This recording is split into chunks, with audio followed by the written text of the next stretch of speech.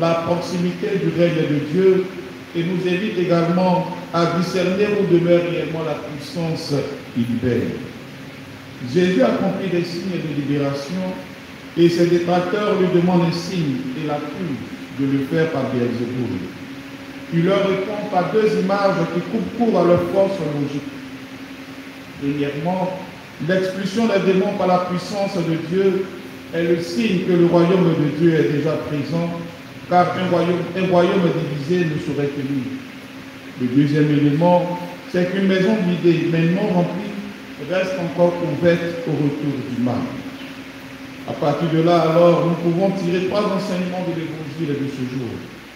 Le premier enseignement, frères et sœurs, c'est que le règne de Dieu se manifeste paradoxalement par la libération discrète par le doigt de Dieu. L'expression « c'est par le doigt de Dieu » veut nous dire que la puissance de Dieu n'est pas un spectacle assourdissant, n'est pas une œuvre magique ou de toute puissance avec fracas. Non, mais c'est une action précise, efficace et bien souvent discrète. Le royaume de Dieu avance souvent dans la discrétion. Les libérations intimes se font très souvent par une bonne célébration de la messe.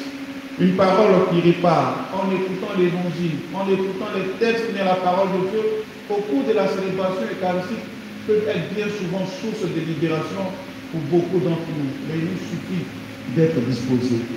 Des gestes qui rendent également la vie par la communion. Nous nous retrouvons renouvelés, restaurés de l'intérieur. Mais tout cela, frères et sœurs, ce n'est pas spectaculaire, ce n'est pas grandiose, c'est des actions simples, pourtant efficaces, dans lesquelles Dieu continue d'agir. Reconnaître ces gestes, frères et sœurs, c'est accepter que Dieu agit autrement que nos attentes spectaculaires. Dieu continue de faire son œuvre encore dans notre monde et dans notre histoire. Il nous faut juste être attentifs et disposés pour recevoir la grâce de Dieu qui continue à installer le règne de Dieu dans nos cœurs. Le deuxième enseignement, frères et sœurs, c'est que le discernement évangélique refuse les raccourcis. Accuser Jésus d'être complice du mal est un raccourci qui sauve l'orgueil de ceux qui l'accusent, car ils sont incapables de faire comme lui.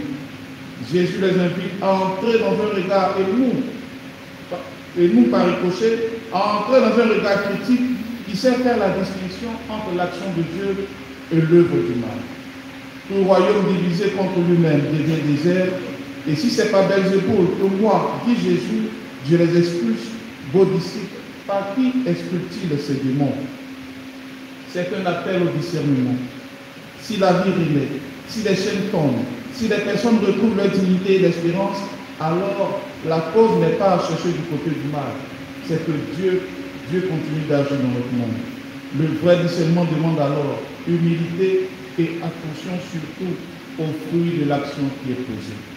À nous donc qui sommes friands de miracles, de spectacles, de guérisons extraordinaires, attention, apprenons donc à discerner les signes des temps, mais surtout les fruits de ces opérations.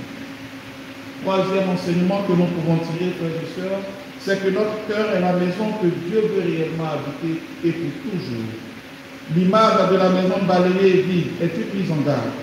Chercher le mal n'est pas suffisant, sinon on n'accueille pas l'Esprit de Dieu qui remplit et qui garde. Autrement dit, être baptisé n'est pas suffisant. C'est la vie après le baptême qui devient alors importante. Parce que la vie par le baptême nous aide réellement à nous ancrer, à demeurer attachés à Jésus. Alors, si l'on n'accueille pas l'Esprit de Dieu qui remplit et qui garde, nous sommes alors exposés à tout retour du mal. La conversion durable suppose non seulement une libération ponctuelle, mais l'accueil d'une présence qui tient la porte contre les retours destructeurs.